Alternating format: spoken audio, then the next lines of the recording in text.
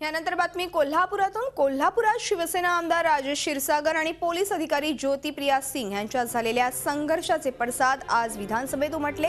गणपतीच्या मिरवणुकीत क्षीरसागर यांनी आपला विनयभंगाचा प्रयत्न केल्याचा गुन्हा ज्योतिप्रिया सिंग यांनी दाखल केला होता।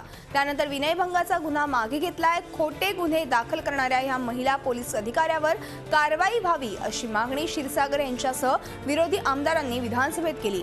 या सर्व प्रकरणाची चौकशी केली जाईल असं आर पाटील यांनी विधानसभेत जाहीर केलंय। अधिकारी दोषी असेल तर त्याच्यावर कारवाई केली जाईल, मात्र जर आमदार क्षीरसागर दोषी असतील तर विनयभंगाची काढलेली कलम पुन्हा लावून त्यांच्यावरही कारवाई केली जाईल असं आर पाटील यांनी विधानसभेत सांगितलं।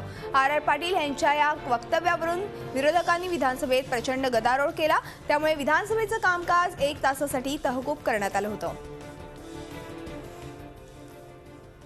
झी 24 तास, एक पाऊल पुढे।